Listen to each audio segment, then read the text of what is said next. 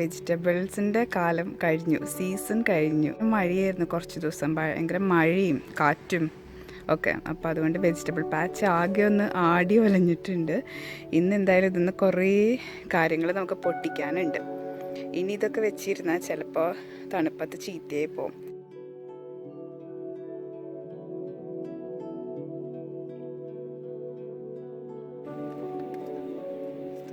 കുറച്ചൊക്കെ പച്ചേനെയാണ്, പച്ച അവിടെ നിൽക്കട്ടെ, ഞാൻ പഴുത്ത് മാത്രം പറിക്കാനുള്ളൂ.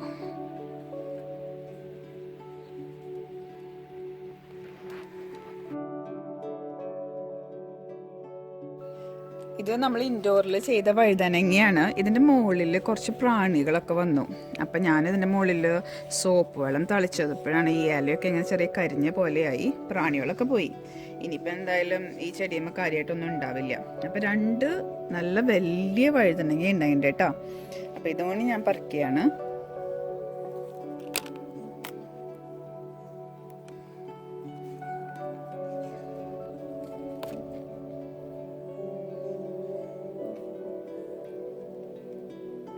വാഴയ്ക്ക് കുറച്ച് നാളും കൂടി ഇങ്ങനെ ഫ്രീ ആയിട്ട് നിൽക്കാൻ പറ്റുള്ളൂ. തണുപ്പ് തുടങ്ങിയാൽ ഞങ്ങളിതിനെ ഫ്ലീസിൻ്റെ ഉടുപ്പിടിപ്പിക്കും. ഒരു ഫ്ലീസ് ഷീറ്റ് വെച്ചിട്ട് കംപ്ലീറ്റ് ആയിട്ട് കവർ ചെയ്യും, അല്ലെങ്കിൽ ഇത് വിൻ്റർ സർവൈവ് ചെയ്യില്ല. ഈ റാഡിഷ് കാടുകളുടെ അടിയിൽ ഒരു ക്യാരറ്റിൻ്റെ റോ ഉണ്ട്. ചെടികളൊക്കെ വലുതായിട്ട് ഇല കാണാം എനിക്ക്, പക്ഷേ ക്യാരറ്റ് വലുതുണ്ടാവുമോ എന്നറിയില്ല. ഈ റാഡിഷിനെ ഒന്ന് ടൈഡി അപ്പ് ചെയ്തിട്ട് വേണം അത് നോക്കാനായിട്ട്. ബീൻസൊന്നും ഞങ്ങൾ കുറേ പൊട്ടിച്ചു. ഓണത്തിന് ഞാൻ വേറെ പയറൊന്നും വാങ്ങിച്ചില്ല, ഇവിടുത്തെ ബീൻസ് തന്നെ യൂസ് ചെയ്ത.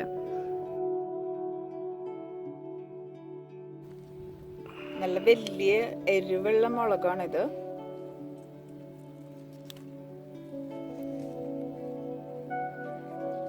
നല്ല വലുതായിട്ടുള്ളത് മാത്രമേ ഞാൻ പറിക്കുള്ളൂ. ചെറുതൊക്കെ അവിടെ കുറച്ച് ദിവസം നിൽക്കട്ടെ.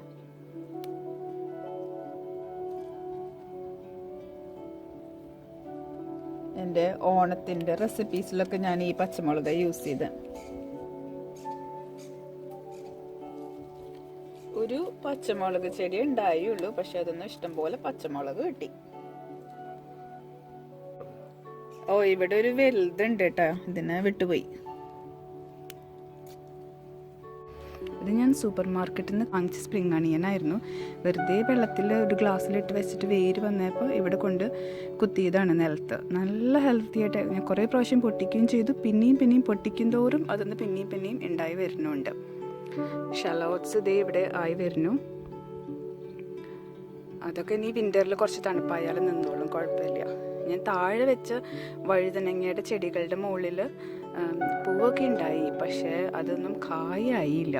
അപ്പോൾ ഇനി ഞാൻ വഴുതനങ്ങ ഇങ്ങനെ പുറത്ത് വെക്കില്ല, മിക്കതും അകത്ത് തന്നെ ചട്ടിക്കകത്ത് വെക്കുള്ളൂ. ഇവിടെ ഇതേ ഒരു വെള്ളരിക്ക പോലെയുള്ള ഒരു ചെടിയാണ്. അതിനി ഉണ്ടാവാനായിട്ട് വഴിയൊന്നുമില്ല, അതിപ്പോഴാണ് വലുതായി വരുന്നത്. പിന്നെ ഇത് കുറച്ച് നമ്മുടെ ഉണക്കമുളകിൻ്റെ വിത്ത് ഞാൻ പാവിയതാണ്. അതൊന്നും ഇനി ഈ വർഷം ഉണ്ടാവും തോന്നുന്നില്ല. ഇത്രയും ചെറിയ ചെടികളാണ്. നിൽക്കുന്നിടത്തോളം നിൽക്കട്ടെ, ഞാൻ പറിച്ച് കളയണില്ല. ഇപ്പം ഈ ഓട്ടത്തിലായാലും ചില ദിവസം ഇവിടെ നല്ല വെയിലാണ്. ഇന്നൊക്കെ കണ്ട എന്തൊരു നല്ല വെയിലുള്ള ദിവസം. അപ്പോൾ ബ്ലൂ സ്കൈ ഒക്കെ ആയിട്ട് ഇങ്ങനെ നിൽക്കണം. അപ്പോൾ അങ്ങനെ എത്രയെങ്കിലും ചില ദിവസം അവർക്ക് വെയിൽ കിട്ടുമെങ്കിൽ അവർ ഉണ്ടാവുന്നിടത്തോളം ഉണ്ടാവട്ടെ, നോക്കാം.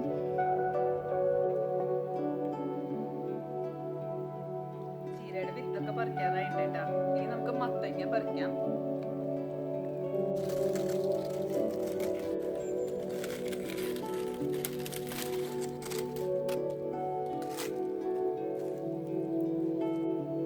കോഷിട്ടും ഞങ്ങൾ കുറേ പൊട്ടിച്ചു. ശരിക്കും നമ്മുടെ വെള്ളരിക്ക പോലെയാണ്. ഇതിനകത്ത് ഒരെണ്ണം കൂടിയും വലുതായിട്ടുണ്ട്, പിന്നെ ഒരു ചെറുതുണ്ടാവണമുണ്ട്. ഇതിപ്പോൾ പച്ച കളറായിട്ടുള്ളൂ. അപ്പം കുറച്ച് ദിവസം കൂടി അവിടെ നിൽക്കട്ടെ, 2 ആഴ്ച കൂടി വെയിലുണ്ടാവും എന്ന് പറയുന്നുണ്ട്. അവിടെ ഒരെണ്ണുണ്ട്, ഞാൻ കാണാണ്ട് പോയി, മിസ്സായി. അത് പൊട്ടിക്കാൻ റെഡി ആയിട്ടുണ്ട്, അത് പൊട്ടിക്കാം.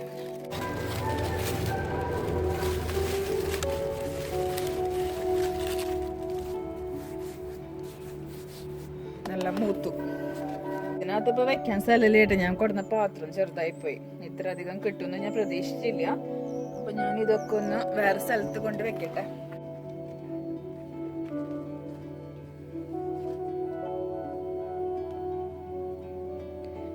തക്കാളികൾക്ക് ഈ വർഷം ചുമക്കാനായിട്ടുള്ള ഒരു ചാൻസ് കിട്ടി. കഴിഞ്ഞ വർഷമൊക്കെ എല്ലാം പച്ചയായിട്ട് പൊട്ടിക്കേണ്ടി വന്നു, എനിക്ക് പിക്കിൾ ഇടേണ്ടി വന്നു.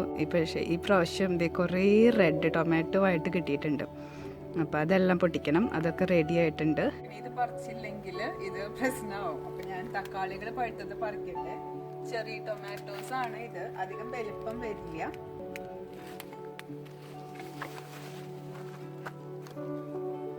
പഴുത്തിട്ട് പൊട്ടി തുടങ്ങിയത്.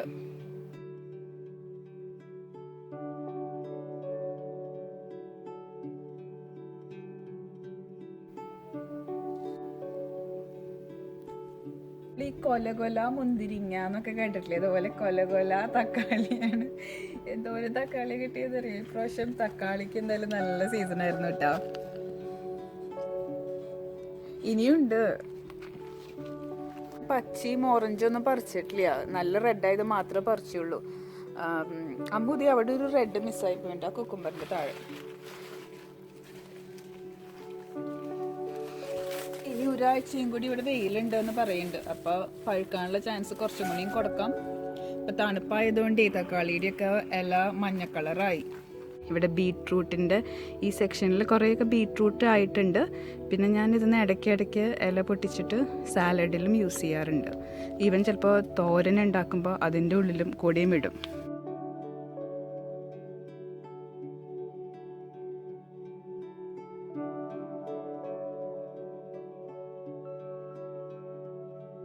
ഈ ബീട്രൂട്ട് ആയിട്ടുണ്ട്. അപ്പോൾ ഇത് ഞാൻ പറിക്കുകയാണ്. അമ്മൂന് പൊള്ളിയണോ? അവൾക്ക് എല്ലാ ഫ്രൂട്ട്സും വെജിറ്റബിൾസ് ഒക്കെ പറിക്കാൻ ഇഷ്ടമായിട്ടാ. ഇത് നല്ല കളർഫുൾ ബീട്രൂട്ടാണെന്ന് നോക്കിയേ. ഇവിടെ നല്ല റെഡും ഇവിടെ നടുവിൽ വേറൊരു കളറും 3 കളർ ബീട്രൂട്ടാന്ന് തോന്നുന്നുണ്ട്. നന്നായിട്ടല്ലേ? ഇനി ഞാൻ കുറച്ച് ഇലയും കൂടെ പറിക്കുന്നുണ്ട്. ഈ ഇലയും നമുക്ക് കറിയിലിടാം, സാലഡിലും കറിയിലും ഒക്കെ ഇടാം.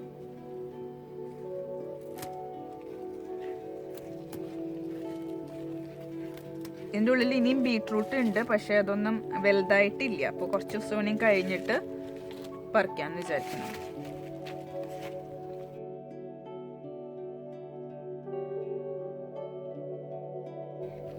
ഇവിടെ ഒരു കുക്കുംബർ ചെടി ഉണ്ടായിട്ടുണ്ട്. അതിൻ്റെ മുകളിൽ നിന്ന് ഞങ്ങൾ ഇതുപോലെ 2-3 കുക്കുംബർ പൊട്ടിച്ചു. ഇതേ ഒരെണ്ണം അവിടെ റെഡി ആയിട്ടുണ്ട് പൊട്ടിക്കാനായിട്ട്.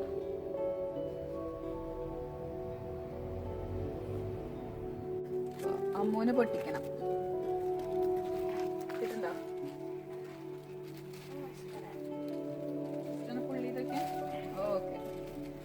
ചെറിയ കുറച്ച് കുക്കുംബർ ഉണ്ടാവുന്നുണ്ട്. ഇനി അതിനൊക്കെ വലുതായി വരാനായിട്ട് സാഹചര്യം കിട്ടുമോ? അവിടെ ഉണ്ട്, ചെറുതൊന്ന് 2 ഉണ്ട് അതിൻ്റെ ഉള്ളിൽ. കുക്കുംബർ അവിടെ കൊണ്ടുവച്ചോ കേട്ടോ. അവിടെ സ്വീറ്റ് കോൺ നന്നായി ഉണ്ടായിട്ടെ ഈ വർഷം. ഒരു ചെടിയുമ്പോൾ തന്നെ 2-3 സ്വീറ്റ് കോൺ ഉണ്ടായിട്ടുണ്ട്.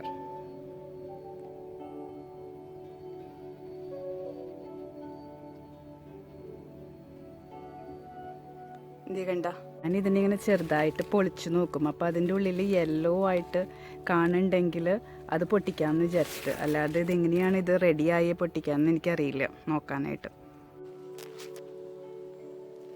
നമുക്ക് സ്വീറ്റ് കോൺ പൊട്ടിക്കാം.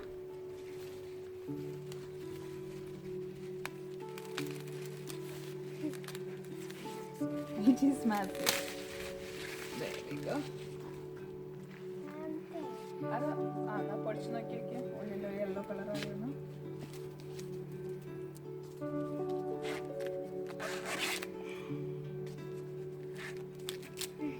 മഴ വന്നപ്പോഴേ അതില് ചളിയായിട്ടുണ്ടല്ലേ, മണ്ണിന്റെ ഒക്കെ.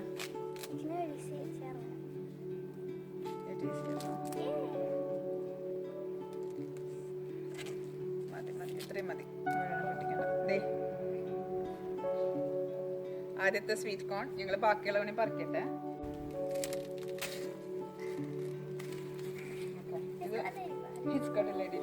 ഇതിനെ നമുക്ക് പൊളിക്കണ്ട കേട്ടോ. ഇതൊക്കെ നമ്മളെല്ലാതും ഇപ്പം യൂസ് ചെയ്യില്ല.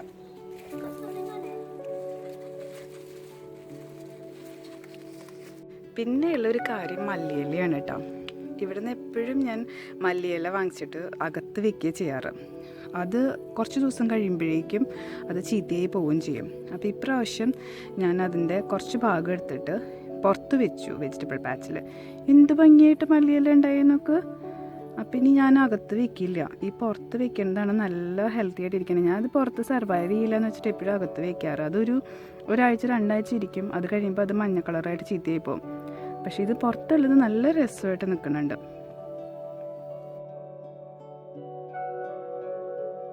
ഇവിടെ അകത്ത് കുറച്ച് യെല്ലോ ടൊമാറ്റോസ് ഇരിക്കുന്നുണ്ട്, അതും റെഡിയായി. ചെറിയ സൈസ് ടൊമാറ്റോസാണ്, ചെറിയ ടൊമാറ്റോസിൻ്റെ യെല്ലോ. പിന്നെ ഇതൊരു പെപ്പറാണ്, നമ്മുടെ ക്യാപ്സിക്കം ഇല്ലേ അതാണ്. പക്ഷേ അതിൽ നിറച്ച് പൂവൊക്കെ ആയിട്ടുണ്ട്, കായൊന്നും വന്നിട്ടില്ല ഇതുവരെയായിട്ട്. പിന്നെ ഇത് അകത്തിരിക്കുന്നത് കൊണ്ട് കുഴപ്പമുണ്ടാവില്ലായിരിക്കും, ഉണ്ടാവുമെന്നും ഞാൻ പ്രതീക്ഷിക്കണേ. എൻ്റെ കറിവേപ്പിലയും ഈ സമ്മറിൽ നല്ല കരുത്ത് വന്നതിന് നല്ല ഹെൽത്തി ആയിട്ടുള്ള ഒരു 5-6 തണ്ടുകൾ വന്നിട്ടുണ്ട്. ഒന്നും പൊട്ടിച്ചിട്ടില്ല, അടിയിൽ നിന്നൊക്കെ ഞാൻ 1-2 പൊട്ടിച്ചു എന്തുണ്ടാക്കിയപ്പോൾ. അതല്ലെങ്കിൽ ഒന്നും പൊട്ടിക്കാണ്ട് ഇങ്ങനെ നിർത്തിയേക്കാണ്.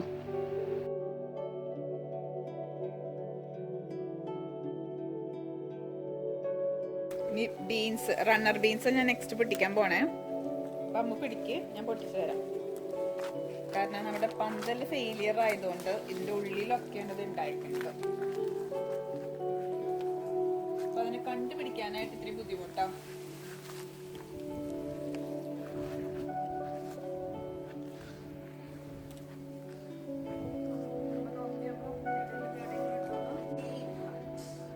നല്ല വലുതാ, ബേബി മന്ത്സ് ഉണ്ടാവട്ടെ. പക്ഷെ അതൊക്കെ ഇനി തണുപ്പ് തുടങ്ങുന്നതിന്റെ മുമ്പേ വലുതായി വരുമോ. ഇനിയും ഇതിൻ്റെ ഉള്ളിൽ ഇഷ്ടം പോലെ ഉണ്ടാവട്ടോ. എനിക്ക് ഇത്ര നോക്കാനുള്ള ക്ഷമയേ ഉള്ളൂ. ഇനി എന്തായാലും നമ്മളിത് ഉണങ്ങി കഴിയുമ്പോൾ വലിച്ച് പറിച്ച് കളയണ സമയത്ത് ഇഷ്ടം പോലെ ഉണ്ടാവും അതിനകത്ത്. അതൊക്കെ നമ്മൾ വിത്തിന് വയ്ക്കും. അപ്പം തൽക്കാലം ഞാൻ ഈ ബീൻസ് പറിക്കൽ നിർത്തുകയാണ്. ഇനി കുറച്ച് ചെറിയ ബീൻസ് ഉണ്ട് കേട്ടോ, ഗ്രീൻ ബീൻസ്. അപ്പം ഇതൊക്കെ നമ്മൾ കുറേ പ്രാവശ്യം പറിച്ചു. പിന്നെ മുന്നേ ഓണത്തിനൊക്കെ നല്ലോണം യൂസ് ചെയ്തു. ഈ പാച്ചിലേ റാഡിഷ് വന്നങ്ങോട്ട് കാടായതോട് കൂടിയിട്ട് ബാക്കി വെജിറ്റബിൾസിനൊക്കെ അതൊരു അടിയായിപ്പോയി.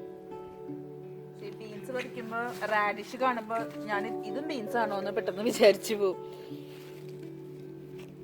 റാഡിഷിന്റെ വിത്താണത്. ഇവിടെ ഒരു മത്തങ്ങയും കൂടി ഉണ്ട് പറിക്കാനായിട്ട്, അത് ഞാൻ പറിക്കാം. മഞ്ഞ കളറായി.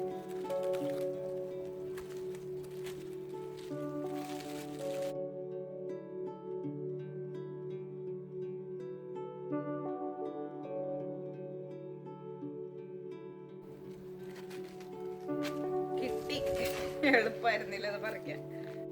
എന്തായാലും എല്ലാം പറിച്ചില്ലേ, കുറച്ച് ചീരയുടെ എല്ലാം കൂടി പറിക്കാം. ഇനിയിപ്പോ തണുപ്പൊക്കെ തുടങ്ങി, ഇന്നൊക്കെ എന്തോരം കിട്ടും എന്നുള്ളത് അറിയില്ല. അപ്പൊ വേസ്റ്റ് ആക്കണ്ടല്ലോ, ഉണ്ടാക്കിയതല്ലേ കഷ്ടപ്പെട്ടു. കഷ്ടപ്പാടൊന്നും ഉണ്ടായിരുന്നില്ല കേട്ടോ, ചീര ഉണ്ടാക്കാനായിട്ട് ഭയങ്കര എളുപ്പമായിരുന്നു.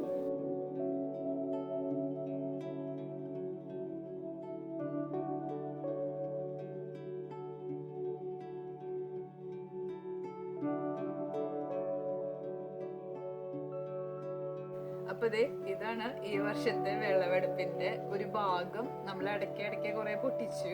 പക്ഷെ ഞാൻ ഹാപ്പിയാണ് കേട്ടോ ഇപ്രാവശ്യത്തെ 2020 വെജിറ്റബിൾ പാച്ചിന്റെ വിളവെടുപ്പിന്. കോഴിക്കാട്ടായിരുന്നു നമ്മളുടെ രക്ഷകൻ ഈ വർഷം.